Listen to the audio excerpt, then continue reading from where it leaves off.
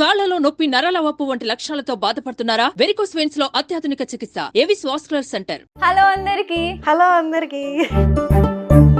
నేను ఎప్పుడైతే వీడియో తీస్తానో అప్పుడు మాత్రమే ఫుడ్ తింటాను. ఇది అర్థం కాలేదు జనాలకి. లవ్ మ్యారేజా? అంటే అమ్మ నాన్న ఏమన్నారు? ఇంకా మా వారు ఒప్పించారు అలా. యూట్యూబర్స్ ఎందుకు వాళ్ళకి అది ప్రొఫెషనే కాదన్న వాళ్ళకి ఇన్ని బ్యాలెన్స్ చేయడం అనేది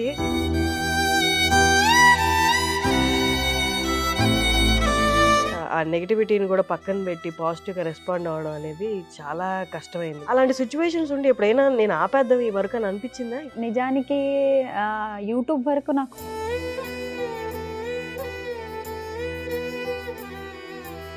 ఇన్స్టాగ్రామ్లో మరీ ఓవర్ నెగిటివిటీ ఉందేమో అనిపిస్తుంది. కొంతమంది అలా పెట్టారు, అంటే చూడకుండా గమ్మునుగా ఉండేది బెస్ట్ అని.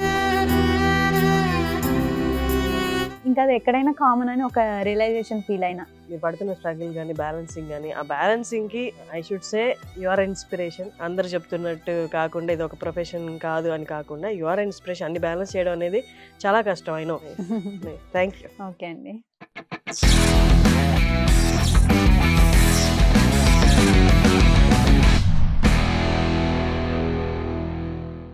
హలో వ్యాస్. ఇవాళ నా గెస్ట్ ఒక ఇన్ఫ్లుయెన్సర్. కానీ చాలా మంది కామెంట్స్ పెడతారు ప్రతి ఇంటర్వ్యూకి, ఇన్ఫ్లుయెన్సర్స్ ఎందుకు, వాళ్ళు ఏం సాధించారు లైఫ్లో, వాళ్ళని ఎందుకు ఇంటర్వ్యూ చేయాలి అని. బట్ మీరు అంటే కొంచెం దీర్ఘంగా చూసి ఆలోచిస్తే గమనిస్తే వాళ్ళు పడే కష్టము, కష్టానికి తగ్గట్టు రెవెన్యూ జనరేట్ అవుతుంది వాళ్ళకి. అంటే మనం ప్రతిదీ చదువుకునేది కూడా సంపాదించడానికే కదా, కష్టపడి సంపాదించడానికి కదా. వాళ్ళు అదే కష్టం పెడుతున్నారు, వాళ్ళు అదే సంపాదిస్తున్నారు కదా. బట్ స్టిల్ ఎందుకు నెగిటివ్ కామెంట్స్ ఓన్లీ వాళ్ళ ప్రొఫెషన్ వరకేనా, పర్సనల్ లైఫ్లో కూడా అటాక్ అవుతున్నాయా? మనందరికీ తెలుసు అటాక్ అవుతున్నాయి. So one of such influencer Anjitha is with us alias Pallavi. నమస్తే. నమస్తే అండి. ఎలా ఉన్నారు? సూపర్ గుడ్ అండి. మీరు? నేను బాగున్నాను. మీరు ఇంతకుముందు చాలా ఇంటర్వ్యూస్ ఇచ్చుంటారు. అవును. మేబీ 1 year నుండి ఇవ్వలేదు అనుకుంటా కదా. అవును, 1 year ఆఫ్టర్ బ్యాక్, 1 year తర్వాత మళ్ళా ఇవాళ ఈ రోజు మీతో. That's nice. యాజ్ అంటే నేను ఇంట్రడక్షన్ లో చెప్పినట్టు ఓకే. కొంతవరకు ఇన్ఫ్లుయెన్సర్స్ అని ఆ వర్డ్ ని చాలా డైల్యూట్ చేసేసారు అనమాట. ఆ ప్రొఫెషన్ కి రెస్పెక్ట్ లేకుండా చేసేసారు. బట్ మీరు ఎన్నేళ్ళైంది ఇప్పటికి యూట్యూబ్ స్టార్ట్ చేసి? 1 year అవుతుంది. లాస్ట్ జాన్ లో స్టార్ట్ చేసింది. ఇది అంటే 1.5 year అనుకోండి. ఇది జూన్ 2023 జాన్. 2023 జాన్. 2024 కి 1 year కంప్లీట్ అయ్యి ఈ months 5-6 months. 5-6 months, 1.5 year. 1.5 year. ఎట్లా ఉంది జర్నీ? ఎలా ఉంది?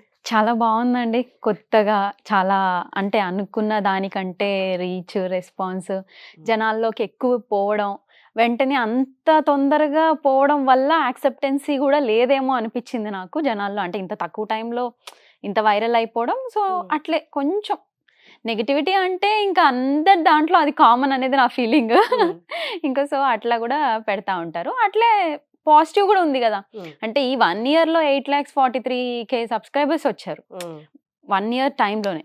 సో అంతమంది సబ్స్క్రైబ్ చేసుకున్నారు అంటే వాళ్ళు ఇష్టపడి చేసుకున్నారని నేను ఫీల్ అవుతా. ఇంకా అంతమంది ఉన్నప్పుడు నెగిటివ్ పర్సన్స్ ని సో అంత కేర్ చేయలేను అని ఒక ఫీలింగ్ అంతే.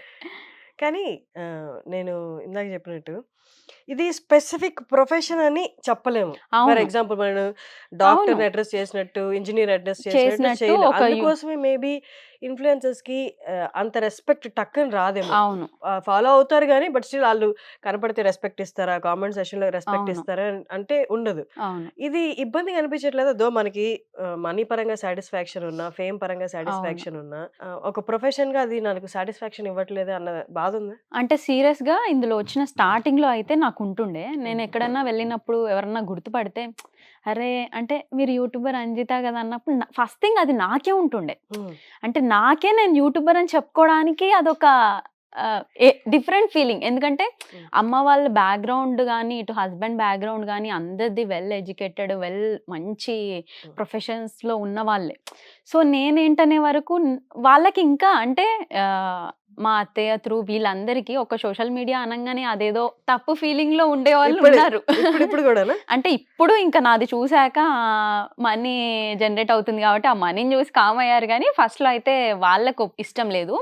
సో చెప్పుకోదగ్గ పని కాదు కదా అంటే వాళ్ళు ఏదో అంటే ఏంది ఇట్లా కనిపించడం ఏంది, ఎవరెవరో మాట్లాడతారు కదా, అంటే ఒకరు మనల్ని అనే ఛాన్స్ మనం ఇస్తున్నట్టు కదా, సో అన్నట్టు ఎవరికి ఇష్టం లేదు. ఇన్ఫాక్ట్ చెప్పాలంటే ఎవరైనా బయట గుర్తుపట్టినా నాకు కూడా అలాగే ఉండేది.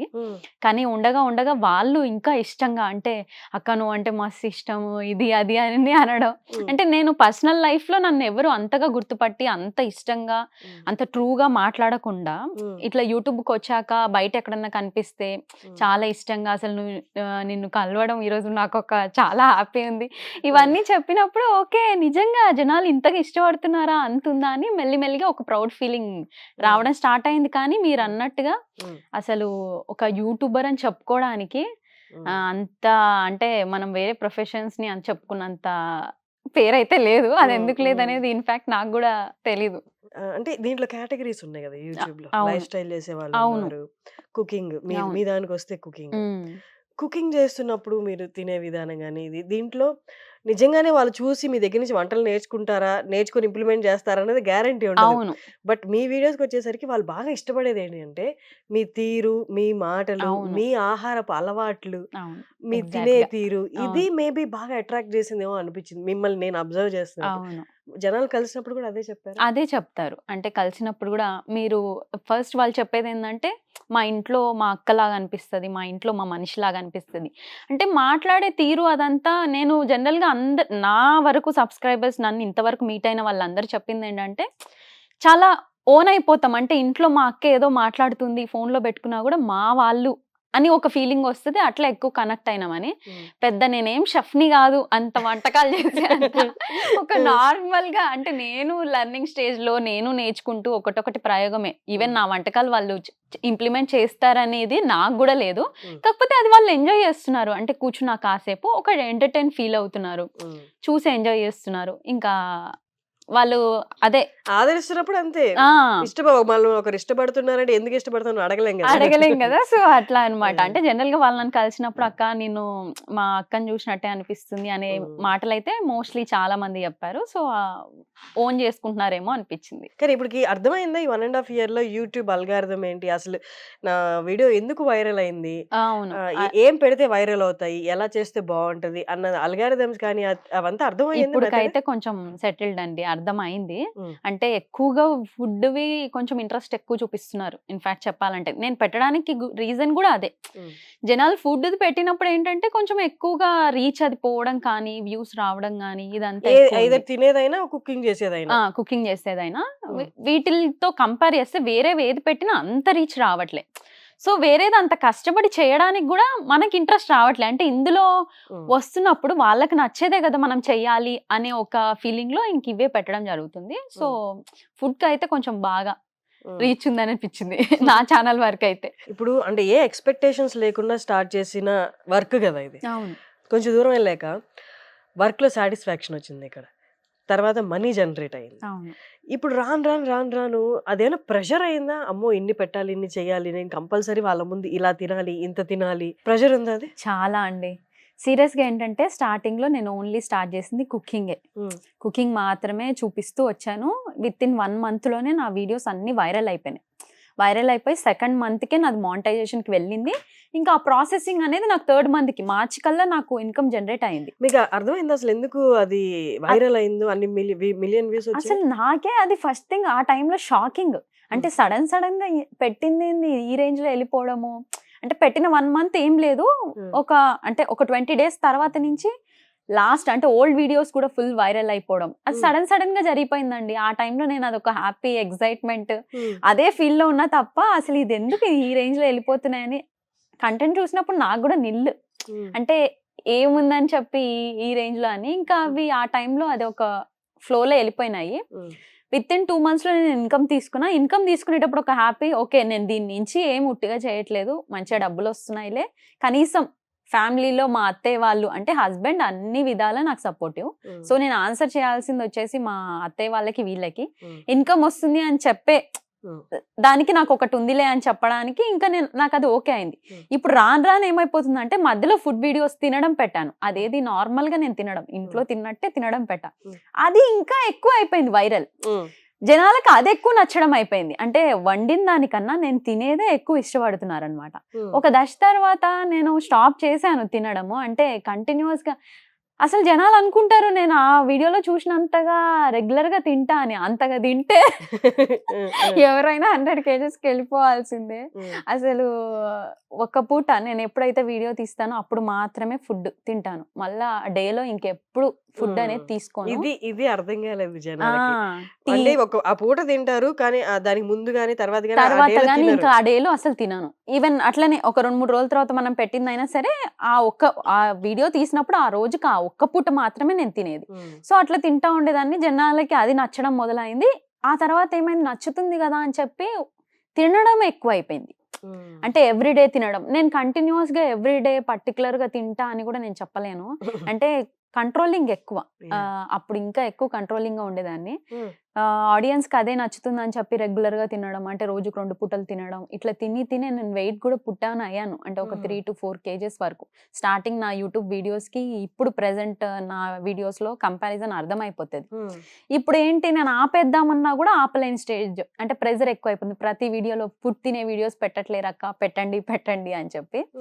సో అది చేయడానికి నాకు కొంచెం అంటే తింటూ నేను లావ్ అయిపోతున్నా కదా అని ఒక ఫీలింగ్. అట్లా అని చెప్పి పెట్టకుండా ఉండాలి అంటే అదే కదా మన ఛానల్ అని ఒక ఫీలింగ్. సో అది నేను కొంచెం ప్రెజర్ గా ఫీల్ అవుతున్నా ఇప్పుడు. అయినా సరే మేనేజ్ చేస్తున్నా. అలా బ్యాలెన్స్ చేస్తున్నారా? అంటే ఇప్పుడు వీడియో తీసినప్పుడే తిని తర్వాత మీరు అన్నట్టు తినకపోవడం, ఏమి తినకుండా ఒక 8 hours అలాగా. అవును, 8-9 hours. అంటే నెక్స్ట్ డే వరకు అనుకోండి. టీ మాత్రం తాగుతా, నెక్స్ట్ డే వరకు ఇంకా అలా. అది ఇప్పుడు మళ్ళీ అంటే జనరల్ గా నా ఫుడ్ అయిపోయి ఇంత కాబట్టి ఇప్పుడు నేను అలా మానినా ఉన్న వెయిట్ నేను తగ్గలేకపోతున్నా. అంటే ఇంకా ఎక్స్ట్రాగా నేను చెయ్యాలి. అంటే కొంచెం కేర్ తీసుకోవాలి. ఐ మీన్ మనకి ఎక్సర్సైజ్, వర్కౌట్స్ లాంటివి చెయ్యాలి. సో అంత టైం కూడా ఉండట్లేదు. యాక్చువల్లీ నేను కుకింగ్ రిలేటెడ్ ఏ యూట్యూబర్ ని చూసినా నాకు నెక్స్ట్ వచ్చే క్వశ్చన్ అదే. ఫుడ్ అనేది రజనీకాంత్ గారు చెప్పినట్టు మితంగా తింటే ఔషధం, అమితంగా తింటే అదే విషయం అని. మన ఇప్పుడు ఈ ప్రొఫెషన్ వైజ్ తీసుకొని దీన్ని ఎక్కువగా తినేసి, నాకు తెలిసిన మీరు కూడా యూట్యూబ్ లో చూడొచ్చు, ఇద్దరు ఇలాగే ముగ్బంగా ఏదో అంటారుగా, ఈటింగ్ ని పెద్ద ప్లేట్ పెట్టుకొని తినడం. దాన్ని అలా తిని జనాలు వ్యూస్ ఎక్కువ అవుతున్నాయని చెప్పి వాళ్ళు రెగ్యులర్ గా రోజుకొకటి తిని వాళ్ళు భరించలేని వెయిట్ కి వచ్చేసారు. వాళ్ళు ఒక రోజు ఏడుస్తూ వీడియో చేశారు అనమాట. ఎక్కడి నుంచి ఎక్కడికి వచ్చేసాము, నా హెల్త్ పోయింది, నేను ఏ స్టేజ్ లో ఉండాలి, అసలు ఎక్కడ ఉన్నాను నేను అని ఏడుస్తూ చేశారు. అంటే మేబీ ఈ ఫేమ్ అనేది సైకలాజికల్ గా వాళ్ళని ఎక్కడ తీసుకెళ్ళి అర్థం కాక ఫైనల్ స్టేజ్ దాకా తీసుకెళ్ళిపోయి, మేబీ మీకు ఇప్పుడు ఫ్యామిలీ వీళ్ళందరూ ఉన్నారు కంట్రోలింగ్ కాబట్టి, మేబీ వాళ్ళు సింగిల్ గా ఉండడం వల్ల వాళ్ళు అలా తినేసి అలా అయిపోయారు. ఈ ఏ ప్రొఫెషన్ కైనా నెగటివ్స్ కూడా ఉంటాయి. మీరు అవేర్ గా ఉన్నారా? ఈ లైన్ లో ముందుకెళ్తే ఎంతవరకు లిమిట్స్ పెట్టుకోవాలి, దీన్ని కంటిన్యూ చేసి దీన్ని బాగా తలకెక్కి చేసుకుంటే నెక్స్ట్ వచ్చే హెల్త్ ప్రాబ్లమ్స్ ఎలా ఉంటాయని అవన్నీ అవేర్ ఉన్నా? నిజంగా అన్ని అవేర్ గానే ఉన్నానండి. ఈవెన్ నెగటివిటీ గురించి కానీ, ఇట్లా మీరు చెప్పిన ఫేమ్ కూడా నాకు ఓవర్ టూ మచ్ ఫేమ్ వచ్చేయాలి అంటే ఇంకా ఫేమే లోకం అన్నట్టయితే నేను ఆ స్టేజ్ లో ఏం లేను. ఇప్పుడు గోన్ పోతా ఉంది ఒక లిమిట్. అంటే ఇప్పుడు నాకు ప్రెసెంట్ అయితే 1 million అంతే. ఇంకా ఆ తర్వాత నాకు టార్గెటింగ్స్ ఏం లేవు, ఏది లేదు. ఇది కూడా ఏంటంటే అది ఫాస్ట్ గా రావడం. ఇప్పుడు నేను క్లోజర్ లో ఉన్నా కాబట్టి 1 million కి టార్గెట్ పెట్టుకున్నా తప్ప, ఇంకా జనాలకి ఆ ఫుడ్ తోనే ఇవ్వాలి అనుకుంటే నెక్స్ట్ నా హెల్త్ పక్కా డిస్టర్బ్ అయిపోతుంది. ఇప్పుడు నేను మళ్ళా కొంచెం కంట్రోల్కి వచ్చిన, అంటే ఆ పెరిగిన 3-4 kgs ని ఇప్పుడు ఒక 1-2 months గా నేను మళ్ళా 1-2 kgs వరకు బ్యాలెన్సింగ్ చేసుకోగలుగుతున్నా. కానీ నాకు అది కాన్షియస్ ఉంది కాబట్టి. కొంతమంది అలా ఫీల్ అవ్వరు. అంటే వచ్చేస్తున్నాయి కదా, వ్యూస్ వచ్చేస్తున్నాయి కదా. ఇప్పుడు నేను కూడా రోజు ఫుడ్ వీడియోస్ పెట్టినా కూడా నాది ప్రతిరోజు 600-800 1 million కి అయితే పక్కా టచ్ అయిపోతుంది. అయినా సరే వాంటెడ్ గా నేనే లేదు ఇంక ఇట్లా పెట్టుకుంటూ ఉంటే నా హెల్త్ కూడా చాలా ఇంపార్టెంట్ కదా. మనీని కూడా నేను మెయిన్ స్పెసిఫిక్ గా అనుకోవట్లేదు. ఎందుకంటే మా వారు ఐటీ ఎంప్లాయీ, తను మంచి 10 years ఎక్స్పీరియన్స్ తో మంచి ఇన్కమ్ తో ఉన్నారు. ఈవెన్ నాకు కూడా ఎక్స్ బిజినెస్ ఉంది. అంటే ఓన్లీ యూట్యూబ్ సోర్స్ అనేది అసలు నా బ్రెయిన్ లోనే లేదు. ఎక్స్ బిజినెస్ అనేది నా మేజర్ సోర్స్ అన్నమాట. మమ్మీ గురించి తెలిసిందే, అంటే పాలిటిక్స్ లో ఉన్నారు, డాడీ బిజినెస్. సో మంచి సెటిల్డ్ ఫ్యామిలీ. యూట్యూబ్ లో ఇప్పుడు ఫేమ్ రెగ్యులర్ గా నేను వీడియోస్ పెట్టి మిలియన్స్ లో పోయి నాకు ఇన్కమ్ కంపల్సరీ కావాలి, ఎక్కువ కావాలి అనేది అయితే ఏం లేదు. వస్తుంది, వచ్చిన వరకు చాలు నడుస్తుంది. అంతేగాని వాటి కోసమే ఇంకా నేను నెక్స్ట్ ఎక్స్టెండ్ లెవెల్‌కి వెళ్ళిపోవాలి అనే ఆలోచనలు అయితే లేవు. హ్మ్. అంటే ఎక్కువ తినేయాలి, లేదా ఎక్కువ ఇంకా వాళ్ళు అడిగినవి మరీ ఇన్‌కమ్ కోసమే ఏదైనా చేసేయాలి అనేటట్టయితే ఏం లేదు. హ్మ్. ప్రెజెంట్ ఫుడ్ తింటూ మన ఛానల్ గ్రో అయింది. అదే అట్లా అని చెప్పి గ్రో అయింది గదా అని ఎవ్రీడే ఫుడ్‌వి గూడా ఏముండవు. అంటే తినేది మాత్రమే ఏముండవు. చూస్తే అవి నేను ఒకసారి షూట్ చేసుకున్నవి డైలీ అప్‌లోడింగ్స్ అట్లుంటాయన్నమాట. లైఫ్‌లో కష్టాలని బ్యాలెన్స్ చేయడం, వాటి కంట్రోల్‌లోకి వెళ్ళిపోకుండా మన తత్వం మనం ఏంటో అది మెయింటైన్ చేస్తూ కష్టాలని బ్యాలెన్స్ చేయడమే కష్టం అనుకుంటారు. అవును. కానీ నాకు తెలిసి రియల్ కష్టం ఫేమ్‌ని బ్యాలెన్స్ చేయడం. సీరియస్‌గా అండి. ఫేమ్ వచ్చాక కష్టాలున్నప్పుడు దెబ్బ తగిలితే నార్మల్‌గా తగులుతది. ఫేమ్ వచ్చాక దెబ్బ తగిలితే అది మొత్తం ఫ్రాక్చర్ అయిపోద్దనమాట. అంటే ఆ ఫేమ్‌ని మనం ఫీల్ అవ్వకూడదు. ఫేమ్‌ని అబ్బా! నేను ఇవాళ పెద్ద యూట్యూబ్ స్టార్‌ని అయిపోయినా, నేను యూట్యూబర్‌ని అయిపోయినా, రోడ్ మీదకి పోతే నన్ను ప్రతి ఒక్కరు గుర్తుపట్టేస్తున్నారు, గుర్తుపట్టాలి, పడతారు హ్మ్. అని అనుకుంటే ఆబ్వియస్‌గా రేపు ఒకనాడు అంటే మన ఫేమ్ తగ్గిపోయి, మన వ్యూస్ అంటే వీడియోస్ అంత రీచ్ పోకుండా, మన ఛానల్ డల్ అయిపోయినప్పుడు గుర్తుపట్టరు. ఎందుకంటే ప్రతిరోజు కొత్తోళ్ళు వస్తూనే ఉంటారు. హ్మ్. హ్మ్. ఎందులో అయినా, ఏ ఫీల్డ్‌లో అయినా కొత్త వాళ్ళు వస్తూనే ఉంటారు. పాతగా ఉన్న వాళ్ళు ఒక పర్టిక్యులర్ టైమ్‌లోనే ఉంటది. ఆ టైంలో మనం అన్నీ నెత్తికి తీసేసుకొని, నేను ఇదైపోయినా అనుకుంటే మాత్రం నెక్స్ట్ స్టేజ్ మనం డౌన్ అయిపోయినప్పుడు వాళ్ళ యాక్సెప్టెన్సీ ఉండదు. హ్మ్. వాళ్ళు ఇంక అది జీర్ణించుకోలేరు. చాలా లైఫ్‌లో ఫేస్ చేస్తారు. సో, హ్మ్. నాకు అలాంటివి ఏం లేవు. ఇప్పుడు గుర్తుపడితే ఏదో గుర్తుపడుతున్నారు. రేపు గుర్తుపట్టకపోయినా కూడా పర్లేదు. ఎందుకంటే నా లైఫ్ నార్మల్‌గానే కదా స్టార్ట్ అయింది. అంటే ఇప్పటి వరకు నా లైఫ్ నార్మల్‌గానే స్టార్ట్ అయింది. గత 1 ఇయర్‌గా గుర్తుపట్టి ఇట్లా అని అట్లా ఏం లేదు. నేను ఒక వీడియోలో చూసాను మీరు ఎడ్యుకేషన్ మధ్యలో ఆపేశారని. అవును. ఎ ఎ ఎక్కడ ఏం చదువుకున్నారు? ఎక్కడ ఆపేశారు? అంటే కంప్లీట్ అయింది. కానీ బీటెక్ సెకండ్ ఇయర్‌లో నాకు మ్యారేజ్ అవ్వడం వల్ల హ్మ్. కాలేజ్‌కి వెళ్ళడం బంద్. అంటే హ్మ్. 2 ఇయర్స్ వరకు. ఆ హ్మ్. తర్వాత ఎగ్జామ్స్ మాత్రం అటెండ్ అయ్యి రాసాననమాట. ఎందుకంత ఎర్లీగా కంప్లీట్ చేయకముందే పెళ్లి చేసుకోవాలి అని? లవ్ మ్యారేజా? అంటే మా వారిది లవ్ లవ్ కమ్ అరేంజ్ అనుకోండి. అంటే ఆ! మా వారికి బాగా ఇష్టం ఉంటుండే. హ్మ్. సో, ఇంకా తనకి నా అంటే తనకి marriage age. Okay. So, okay. మా హ్మ్. ఇద్దరికి ఏజ్ గ్యాప్ చాలా మంది అడుగుతారు. 10 హ్మ్. ఇయర్స్ ఉంటది. ఓకే. ఓకే. సో, తనకేంటంటే అప్పటికే జాబ్ వచ్చేసి సెటిల్ అయిపోయినాడు. ఇంకా నెక్స్ట్ ఏంటి పెళ్లి. హ్మ్. వాళ్ళ ఇంట్లో ఫోర్సింగ్. నాకీమైతేనే ఇష్టం అని అనడం వల్ల హ్మ్. సరే ఇంకా అమ్మ, నాన్న ఏమన్నారు మరి? ఫస్ట్ థింగ్ వాళ్ళు గూడా ఒప్పుకోలేదు. హ్మ్. ఇంక మా వారు ఒప్పించారలా. ఒప్పుకోవాల్సొచ్చిందా? మీరు అంటే ఓకేనా? పెళ్లి అప్పుడు అంటే ఇంకొంచెం టైం తీసుకుండాలి అనుకున్నారా అప్పుడు? అట్లేం లేదండి. అంటే నాకు ఎండ్ ఆఫ్ ది డే మ్యారేజే ఎప్పుడు తిరిగి. అంటే అమ్మాయి అనగానే ఇంకా హ్మ్. ఆహ్, ఎటు తిరిగి ఇంట్లో వాళ్ళు గానీ, లేదా సొసైటీ గానీ, ఫైనల్‌గా మనం ఏ ఏజ్‌లోకొచ్చినా పెళ్లి అనేది ఇంకా హ్మ్. చేసుకోవాలి అనేది ఉంటారు. హ్మ్. మా వారు నన్ను నిజంగా చాలా ఇష్టపడ్డారు. ఇప్పటికి ఇష్టపడుతున్నారు. అంత బెస్ట్ పర్సన్ వచ్చినప్పుడు ఇంకా హ్మ్. టైం తీసుకోవాలి అని అనుకోలేదు. సో, పెళ్లయిపోయింది. ఆ రోజు నుంచి ఈ రోజు వరకు ఒక్కరోజు గూడా నేను పెళ్లి చేసుకొని తప్పు చేసినానా అనే రీగ్రెటింగ్ ఫీలింగ్ అయితే మా లేదు. వారి నుంచి అయితే నాకు ఇప్పటి వరకు కలగలేదు. కానీ ఈ పెళ్లి లైఫ్ అంటేనే హెక్టిక్ లైఫ్ గదా! మీ టైం మీరు మర్చిపోవాలి. మిమ్మల్ని మీరు మర్చిపోవాలి. 24 గంటలు పిల్లల కోసం, భర్త పిల్లలు. కోసం, ఇంటి కోసమే బతకాలి. హ్మ్. ఇదెప్పుడు ఎక్కడ స్ట్రెస్‌నివ్వలేదా? ఏంటి నేనేం జేస్తున్నానసలు అన్న స్ట్రెస్ లేదా? అంటే నిజానికి అది డిపెండ్స్ అపాన్ ఫ్యామిలీస్‌ని బట్టి ఉంటదేమో అండి. అంటే మా వారు నిజంగా నాకట్లా పెళ్లి నేను ఇంకోటేంటంటే అమ్మ వాళ్ళకి గూడా దూరంగా లేను. హ్మ్. మాకు అమ్మ వాళ్ళకి 5 కిలోమీటర్స్ రేడియేషన్‌లోనే ఇల్లు గూడా ఉంది. సో, హ్మ్. అమ్మ వాళ్ళకి దూరం అయిపోయినా అని అట్లా లేదు. ఎవ్రీడే మేము ఏదో ఒక పనిలో కలుస్తూనే ఉంటాం. నేను, అమ్మ వాళ్ళు ఇట్లా. అంటే వాళ్ళు నా దగ్గర రావడం, నేను అటు. సో, అమ్మాయికి పేరెంట్స్‌తో దగ్గరుంటే ఇంకా పెద్ద మార్పు రాదు ఒకటి. హ్మ్. ఇంకోటి హస్బెండ్ ఏంటంటే ఎక్కువ నువ్వు ఇలాగే ఉండాలి, పొద్దున్నే లేవాలి. అంటే మాది జాయింట్ ఫ్యామిలీ గూడా కాదు. హ్మ్. ఉండేది నేను, మా వారు మాత్రమే ఉంటాం. హ్మ్. అత్తయ్య చెప్పా గదా! లవ్ హ్మ్. మ్యారేజ్ అని తను పెద్దగా రారు మా ఇంటికి. సో, అవును. రిలేటివ్సే గదా!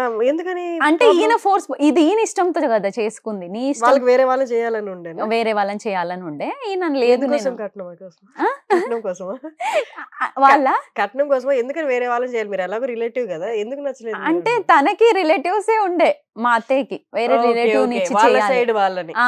హుహు. హ్మ్. వాళ్ళ సైడ్ వాళ్ళని ఆమె కూడా రిలేటివే కానీ వాళ్ళనిచ్చి చేయాలని. ఈయనకు మాత్రం లేదు. ఆమెనే చేసుకుంటా నేను లేదంటే వెయిట్ చేస్తా. చేసుకోకుండా ఉంటా అని అలాగే చాలా అంటే నాకిది ఇంటర్ నుంచి వచ్చిన ఆహ్, హ్మ్. హ్మ్. ఇంటర్‌లోనే ఆయనకి జాబ్ వచ్చింది. అప్పటి నుంచి అప్రోచ్ అయ్యారనమాట. అసలు అడగద్దు ఈ మాట అని మా మమ్మీ వాళ్ళు చెప్పి ఎందుకంటే అంత చిన్న వాళ్ళకి ఏంది పెళ్ళి అని ఇంకా అట్లా అవ్వడం. తర్వాత ఏంటంటే ఇంకా మా అత్తయ్య ఏంటంటే ఈయన ఎవరిని చూసినా చేసుకోకపోవడం, పిలిస్తే సంబంధాలకు వెళ్ళేవాడు, మళ్ళీ ఫోన్స్ ఎత్తకపోవడం. అంటే హైదరాబాద్లోనే ఉండేవాడు అత్తయ్య వాళ్ళు అక్కడ. సో ఎత్తకుండా ఇట్లున్నాడు కదా, ఆమెకి ఫోర్స్ ఎక్కువ అయిపోయింది రిలేటివ్స్లో. మంచిగా జాబ్ చేస్తున్నాడు ఇట్లా ఉన్నాడు కదా, సో పెళ్లి చేసుకోవట్లే, ఎందుకు చేయట్లే అని చెప్పి ఆమెకు ఫోర్సింగ్ ఎక్కువ అయిపోయి ఇంకా ఎవరో ఒకరిని చేసుకో అని చెప్పి అనడంతో జరిగింది. కాబట్టి అయినా కూడా ఆమెకు యాక్సెప్టెన్సీ అంతగా ఏమి ఉండదు. సో ఇంకా మా వారు నేనే కాబట్టి ఉండడం ఇంట్లో, తను నాకు ప్రతిదీ హెల్ప్ఫుల్ ఉంటారు. నేను చేసినా చేయకున్నా తనకి బాలేదులే అన్నట్టు, అంటే ఏదైనా రెస్పాన్సిబిలిటీగా. ఈవెన్ కిడ్స్ విషయంలో కూడా ప్రతిదీ ఇద్దరం షేరింగ్గా, ఇది నువ్వే చేయాలి, పిల్లల్ని నువ్వే పెంచాలి, స్కూల్కి నువ్వే తీసుకెళ్ళాలి, కుకింగ్ అయితే నువ్వే చేయాలి అనేలాంటివి అయితే ఏం లేదు. సో నాకు అంత స్ట్రెస్ఫుల్ అయితే ఏం అనిపించలేదు. సరే ఇవన్నీ పక్కన పెట్టేద్దాం. అంజితకి లైఫ్లో ఏమైనా గోల్ ఉందా? నేను ఇది అవ్వాలని కాదు, నాకు ఇది ఇష్టమైన కానీ అది ఏమన్నా ఉందా? ఉందండి. నేను యాంకర్ అవ్వాలని నాకు చిన్నప్పుడు. సరే కాసేపు అటు కూర్చుంటాను. సీరియస్ గా నాకు చిన్నప్పటి నుంచి యాంకరింగ్ అనేది నాకు అదొక చాలా ఇష్టం. ఏంటి ఏమి ఇష్టం యాంకరింగ్ లో? క్వశ్చన్లు అడగడం ఇష్టం? ఏమి ఇష్టం అంటే ఇప్పుడు యాక్టింగ్ అనుకో ఫేమ్ వస్తుంది, స్క్రీన్ లో కనిపిస్తాం, ఇంత లక్షల మంది చూస్తారు. యాంకరింగ్ లో ఏమి ఇష్టం? యాంకరింగ్ లో వాళ్ళు చాలా ఎనర్జెటిక్ గా, చాలా అంటే ఎప్పుడు వాళ్ళు ఆపోజిట్ పర్సన్ ని క్వశ్చన్స్ అడిగే అట్లని కాదు, క్వశ్చన్స్ అడిగే స్టేజ్ లోనే ఉంటారు, వాళ్ళు చెప్పేటట్టు ఏమి ఉండదు కదా. అదే కాకుండా చాలా జోవియల్ గా, అంటే ఒక వీళ్ళదంతా ఒక పాజిటివ్ గా కనిపిస్తుంది నాకు. అట్మాస్ఫియర్, యాటిట్యూడ్ అంతా కూడా. మిగతా యాక్టింగ్ వీటిల్లో అన్ని ఉంటాయి కదా, అంటే వాళ్ళు డిఫరెంట్ రోల్స్ ఉంటాయి. ఇందులో అట్లా కాదు, జోవియల్ గా, సరదాగా, హ్యాపీగా మాట్లాడేయడము అట్లా ఉంటది కాబట్టి అది ఒక ఇష్టము. నెక్స్ట్ డబ్బింగ్స్ లాంటివి చేయడం అనేది కూడా మస్తు ఇష్టము. ఇవి రెండింటి మీద పక్కా నేను ఫ్యూచర్ లో ఏదో ఒకటి చేయాలనేది అదొకటి ఉండిపోయింది నా చిన్నప్పటి నుంచి. ఇది మెయిన్ థింగ్ యాంకరింగ్ అనేది. అదే ఇంట్లో చెప్పాను. అమ్మ నాన్న వాళ్ళు అంటే అమ్మ ఏ విషయానికైనా ఒప్పుకుంటారు, ప్రతిదీ ఏదైనా కూడా. డాడీ కొంచెం అటు ఇటుగా అన్నా కూడా, అంటే డాడీ ఎట్లా అంటే పర్టికులర్, మంచిగా డీసెంట్ జాబ్ చేయాలి, డీసెంట్ ఇట్లా అన్నట్టు. యాంకరింగ్ అని నేను చెప్పింది ఎప్పటి నుంచి అంటే 10th ఇంటర్ నుంచి అనేదాన్ని. ఆ టైంలో యాంకరింగ్ అనేది పెద్దగా అందరికి తెలియదు కదా, అంటే అంత ఇది ఉంటుండే. అమ్మ అయినా సరే చేస్తావా, ఇప్పుడు చేయి, చూపి నాకు అనేది. నేనేమో సిగ్గుపడేదాన్ని. సిగ్గుపడితే యాంకర్ ఎట్లా అవుతావు, అక్కడ అంతమంది ఉంటారు, అన్ని అడగాలి కదా, చెయ్యాలి కదా అనేవాళ్ళు. అట్లా అది ఉంది. అంటే నేను కాలేజ్లో కానీ ఈవెన్ మన స్కూల్స్లో ఏమైనా ఈవెంట్స్ అయినప్పుడు స్టేజ్ పైన, అంటే కొంచెం మనకి ఇస్తారు కదా, అట్లా పార్టిసిపేట్ చేస్తుండే అనమాట. ఆశ అట్లా తీరింది, కానీ పక్కా నేను ఏదో ఒకటి చేయాలనేది ఉంది. మీ ఛానల్లోనే స్టార్ట్ చేసేయచ్చు కదా, ఎలాగో అంతమంది ఫాలోవర్స్ ఉన్నారు. అవును, కానీ మీ అమ్మగారు ఒక 2-3 వీడియోస్ లో చూసా నేను, నా బిడ్డంత మంచి బిడ్డ, నేను అతిశయోక్తిగా చెప్పట్లేదు కానీ అలాంటి పిల్ల ఉండడం, ఇంట్లో ఉండడం, నా కడుపును పుట్టడం నా అదృష్టం అన్నట్టు మాట్లాడు. ఏంటి అంత కాన్ఫిడెంట్ గా చెప్పారు ఆవిడ? ఏంటి అసలు? అంటే సీరియస్ గా ఏంటంటే అండి, నా మ్యారేజ్ అయింది నాకు 18 years ఏజ్, అప్పుడు నాకు పెళ్ళయింది. మీరు చూస్తున్నారు జనరేషన్ ఇప్పుడు ఎంత మారింది. 18 years లో ఒక పెళ్ళి అనేది అది ఈజీ కాదు ఇప్పుడున్న జనరేషన్, ఇప్పుడు మన వాళ్ళకి. ఇంకోటి, ఆ 18 years ఎంత మనం అనుకున్నా పెళ్లి బాధ్యతలు చాలా ఉంటాయి. ఓన్లీ హస్బెండే కాదు, ఫ్యామిలీ ఉంటాయి, రిలేటివ్స్ ఉంటాయి, అన్నీ ఉంటాయి. సో అంత మేనేజ్ చేసుకుంటూ నా బిడ్డ, అందులోనూ నాకు 18 years కి పెళ్ళైతే 19 years కి నాకు బాబు పుట్టాడు, 20 years కి పాప పుట్టేసింది. 1 year గ్యాప్ బాబు పాపకి 13 months అంతే గ్యాప్. సో ఇద్దరు పుట్టేయడం, ఇవన్నీ అమ్మ అన్ని చూసింది కదా. ఇన్ని చూస్తూ ఇంకోటి, ఏ రిలేషన్ లో అయినా ఫస్ట్ 2-3 years చాలా టఫ్ ఉంటాయి. అంటే మన పెళ్లి అనేది అండర్స్టాండింగ్ అంతా టైం పడుతుంది. ఈవెన్ మేమేం పెద్దగా ఎంత రిలేటివ్ అయినప్పటికీ మాది వేరు, తనది వేరు, ఆయన ఒక జాబ్, ఇట్లా ఏదో ఎప్పుడో చూసి ఇష్టపడి ఆ ఇష్టం అలా ఉండింది తప్ప, అంతకుముందు మేమేం టైం స్పెండ్ చేసింది, కలిసి అర్థం చేసుకునేవి ఇవేమీ లేవు మాకు. సో వెంటనే పెళ్ళైపోయి ఒక ఇంట్లో ఉంటున్నప్పుడు ప్రతిదీ కొంచెం కొత్తగానే ఉంటది. అన్ని నేర్చుకున్నాము, ప్రతిదీ జరుగుతూ, ప్రతి గొడవలో ఎవరి మైనస్ ప్లస్లు, ఎవరి ఇష్టాలు, వాళ్ళు ప్రతిదీ నేర్చుకుంటూ ఈ రోజు హ్యాపీ కపులే. 1-2 years లో చాలా టఫ్ ఉంటాయి ఏ రిలేషన్ లో అయినా. కరెక్ట్. హస్బెండ్ అండ్ వైఫ్ ఉన్న అదే కాదు, ఈవెన్ వెనకాల ఉన్న ఫ్యామిలీ ఇదంతా అవన్నీ అమ్మ చూసింది కదా. అంటే నేను ఎంత ఫేస్ చేశాను, ఎంత చూశాను, అయినా కూడా అదే దాంట్లో నిలబడ్డాను అనే ఒక ఇదిలో అమ్మ అలా అంటారు. మీకేంటి అంత అంటే ఆ మెచ్యూరిటీ కూడా లేదు, చిన్న వయసు. అంటే వీళ్ళందరినీ అంటే హస్బెండ్‌తో బాండ్ బిల్డ్ చేసుకోవడానికి టైం పడతది. అట్ ద సేమ్ టైమ్ ఇంతమంది బంధువుల్ని బ్యాలెన్స్ చేయాలి. వాళ్ళ నుండి మీ మీద ఉన్న ఎక్స్‌పెక్టేషన్స్, కోడలొచ్చిందంటే ఇట్లే అవును. ఉండాలి, అట్లే ఉండాలి, మేము చెప్పింది వినాలి. మీరు కొంచెం వాయిస్ రైజ్ చేసినా ఏంటి ఈ అమ్మాయి డామినేషన్ తెచ్చుకున్నావు కదా చూడు. ఇలాంటి వెంటనే వచ్చేస్తాయి కదా. అవును. Maybe over the years 5, 7 years తర్వాత మొత్తం సెటిల్ అవుతాయి. సెటిల్ అవుతుంది. అవును. కానీ అంత చిన్న వయసులో మీకు అంత ఓర్పు ఎలా వచ్చిందసలు? అంటే సీరియస్‌గా అమ్మ వాళ్ళది అంటే మేము చిన్నప్పుడు మా నానమ్మ, తాతలు ఉన్న ఇంట్లోనే, అంటే అమ్మ వాళ్ళ జాయింట్ ఫ్యామిలీ లాగానే ఉన్నారు. ప్రతిదీ చెప్తా ఉండేది అమ్మ రిలేషన్స్ గురించి. ఇట్లా ఇట్లా అని అత్తయ్యని ఇట్లా చూడాలి, లేదా హ్మ్. ఇంట్లో మా పెద్దనాన్నగారు కూడా ఉండేవాళ్ళనమాట. హ్మ్. జాయింట్ ఫ్యామిలీ ఉంటే ఇలా ఉంటది, అలా ఉంటది, అయినా సరే ఇలా ఉండాలని. ఎందుకంటే అమ్మ ఆ కాలం అమ్మ కాబట్టి హ్మ్. అప్పుడు రిలేషన్స్ గురించి అన్నీ చెప్తా ఉండేది. ఇప్పుడు ఓర్పు రావడానికి ఏందంటే, మనది ఒక ఫ్యామిలీ మంచి సొసైటీలో ఒక మంచి పేరున్న ఫ్యామిలీ. హ్మ్. అమ్మాయి చేసే ఒక మిస్టేక్ వల్లే ఆ ఫ్యామిలీది మొత్తం డిపెండ్ అయి ఉంటదని నేను ఆ టైంలో అట్లా ఫీల్ అయినా. సో హ్మ్. నా నుంచి నేను చేసే మిస్టేక్ ఏది అమ్మ వాళ్ళ వరకు వాళ్ళకి పేరు తేయకూడదు అనే ఒక్క ఇదితోని హ్మ్. అన్ని సహనంతో ఉండడం జరిగింది. కానీ ఇప్పుడు చాలా సెటిల్డ్ అయిపోయి, హ్యాపీ అయిపోయి అంత అర్థమైపోయిందనమాట. మేబీ ఆ సహనం మీకు చాలా హెల్ప్ అయిందేమో గదా! మేబీ మీరు సహనంగా ఉండడానికి రీజన్స్ వేరే అయ్యుండొచ్చు. హ్మ్. అమ్మాయిగా నేనేం తప్పు చేయకూడదన్నట్టు. ఆ! కానీ ఆ మేబీ ఒక గొడవ జరుగుతున్నప్పుడు దాన్ని ప్రొలాంగ్ చేయడం కంటే, దాన్ని దాటుకొని మౌనంగా దాటుకొని ఎళ్ళిపోవడమే అప్పుడు ఇప్పుడు ఇంత స్టేబుల్ రిలేషన్‌గా మారడానికి రీజన్ అని అనిపిస్తదా? ఇప్పుడు అంటే కొంచెం మెచ్యూరిటీ వచ్చాక లైఫ్‌ని చూసిన తర్వాత. అసలిప్పుడు అనిపిస్తది. సీరియస్‌గా అప్పుడు గొడవలు రావడం గూడా కారణం నేనే ఉంటా. అంటే మా వారికి నాకు అవునా? ఎలా అంటే ఆ! తన ఆఫీస్‌లో లంచ్ టైమ్‌లో నాకు కాల్ చేయకపోతే హ్మ్. ఒక 1:30, 2 తర్వాత కాల్ చేసి, నాకు కాల్ చేయలేదు నువ్వు.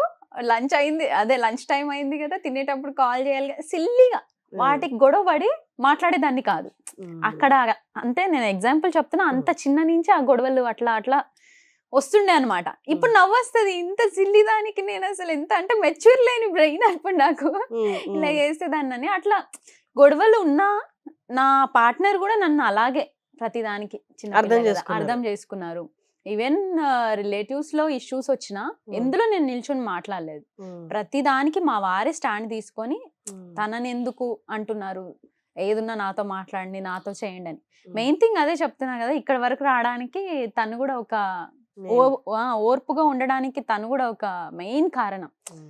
అదే షిప్ పైన ఇద్దరం బ్యాలెన్స్ జేస్తేనే అది ఫ్యామిలీ షిప్ ఈక్వల్‌గా పోతది. ఆయన అటు హ్మ్. ఇటుగా ఉన్నా గూడా అది కరెక్టే. ఉండదు గదా! సో, నాకు మెయిన్ సపోర్ట్ తను. హ్మ్.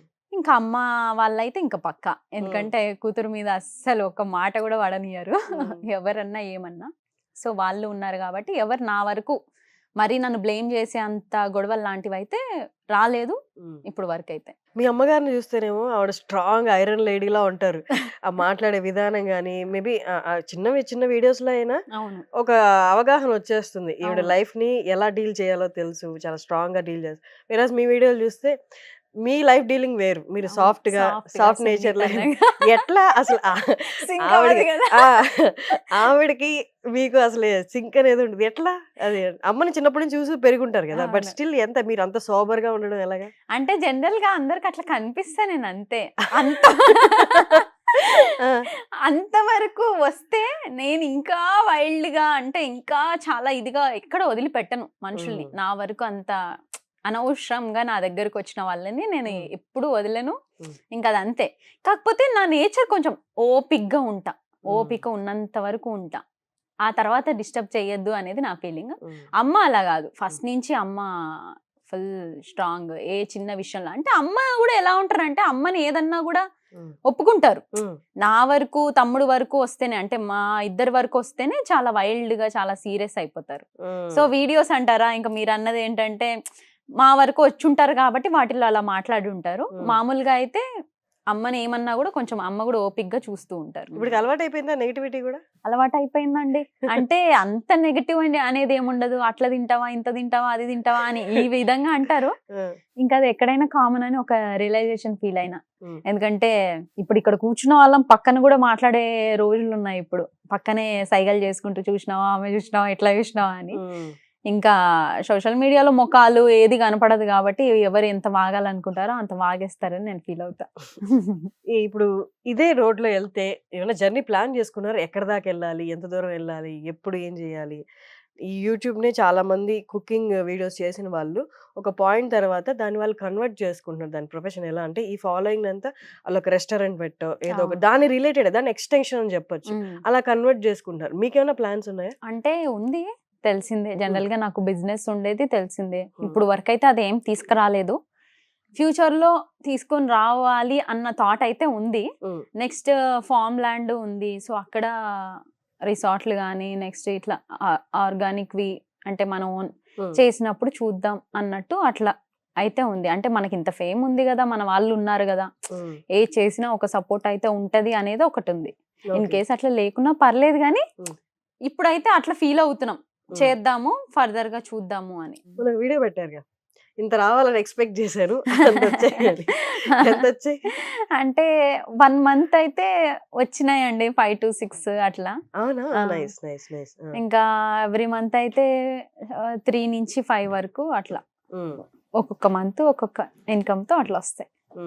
దానికి కూడా నేను దానికి అనుకుంటా ఫస్ట్ కామెంట్స్ చూసింది, ఏంటి ఇట్లా పెట్టేశారు, దిష్టి తగులుతుందని కొంతమంది. అవును, కొంతమంది అలా పెట్టారు. అంటే చెప్పకూడదు, చెప్పకండి, దిష్టి తగులుతుంది. ట్యాక్స్ పే చేస్తున్నారు కదా, చెప్పకుండా ఉండాల్సిన అవసరం. అదే కదా, అంటే ట్యాక్స్ అన్నిటికీ చేయకుండా ఉంటే ఎట్లా అండి.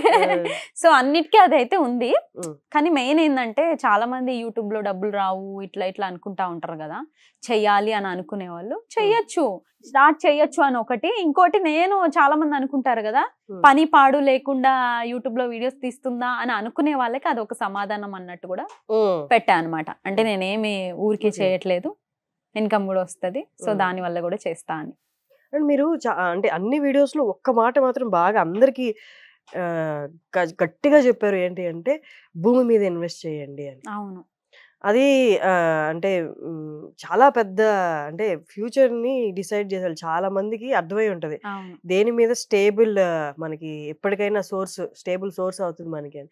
మీరు చాలా వరకు ఒక వీడియోలో కూడా చూపించారు, ఏంటి ఏదో వేసుకోలేదు అంటే తీసి చూపించి అవసరమైనప్పుడు ఇది కన్వర్ట్ చేస్తుంది, కన్వర్ట్ చేసి ఒక స్టేబుల్ అసెట్ కొనుక్కోవడానికి ఉపయోగపడుతుంది అని. ఎక్కడి నుంచి వచ్చింది? అంటే భూమి మీదే పెట్టాలి, ఇంకా దేని మీద కాదు అని. అంటే అమ్మ వాళ్ళు అంతే అండి. నేను ప్రతిదీ నా లైఫ్ ఇట్లా, అంటే ఇప్పుడు నా ఏజ్ 27 years, కానీ నేను ఉండే నా ప్లానింగ్, నేను అంటే తీసుకునే డిసిషన్స్ అన్నీ కూడా ప్రతిదీ కూడా మా ఇంట్లో అంటే మా వారు నేను ఇద్దరం డిస్కస్ చేసుకొని ప్రతి నిర్ణయం తను నాకు రెస్పెక్ట్ ఇచ్చి చూస్తారు. ఇన్ని చేయడానికి కారణం, అంత నమ్మడానికి కారణం నేను అమ్మ వాళ్ళ దగ్గర నుంచి ప్రతిదీ నేర్చుకున్నా. అసలు ఎట్లుండాలి, మమ్మీ డాడీది ఏం మేము చిన్నప్పటి నుంచి సూపర్ ఫ్యామిలీ ఏం కాదు, చాలా స్టేజ్. అసలు ఎంత అంటే ఇన్కమ్ డాడీకి అసలు 0 ఇన్కమ్ నుంచి మేము వచ్చి మా మమ్మీ ఒక డాడీ ఏం చేస్తుంటారు ఇప్పుడు బిజినెస్. బిఫోర్ అంటే మా మమ్మీ వాళ్ళు నా తర్వాత మా తమ్ముడు తర్వాత ఒక బేబీని కూడా అడాప్ట్ చేసేసారనమాట. అంటే అబార్ట్ చేసుకున్నారు.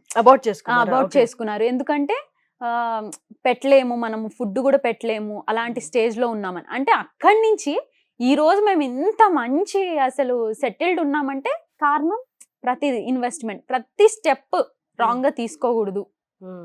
భూమి మీద పెట్టాలి అని ఎందుకంటున్నా అంటే భూమి మీద పెట్టిన వాళ్ళు ఎవ్వరూ లాస్ అయినది అసలు చరిత్రలోనే లేదండి. పెట్టిందన్నా పక్కా వస్తుంది, ఇయర్స్ గడుస్తూ ఉంటే పక్కా దాని మీద ఎక్స్ట్రా వస్తుంది. కానీ ఇప్పుడు చాలా స్కామ్లు నడుస్తున్నాయి కదా భూమి విషయంలో.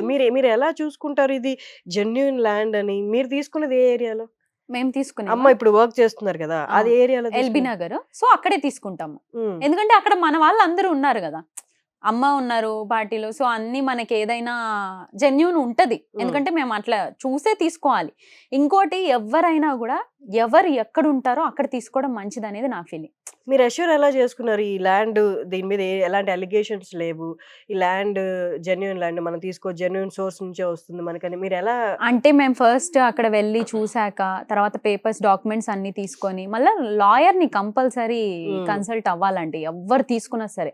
మెయిన్ పర్టికులర్ థింగ్ నాకు హైదరాబాద్లో ఎక్కువ అవ్వాలేమో అనిపిస్తుంది. అంటే ఇక్కడ ఎందుకంటే ఇక్కడ చాలా మోస్ట్లీ కొన్ని డబుల్ రిజిస్ట్రేషన్స్ లాంటివి ఇట్లా ఉంటాయి కాబట్టి ఏదున్నా లాయర్ని ఒక్కసారి అడ్వకేట్ దగ్గరికి డాక్యుమెంట్స్ తీసుకెళ్తే తను పురాతల నుంచి అన్ని తీస్తారు. కరెక్ట్. అది జెన్యూన్ ఉంది అంటే మనం బై చేసుకోవచ్చు కొంచెం అటు ఇటుగా అయినా సరే.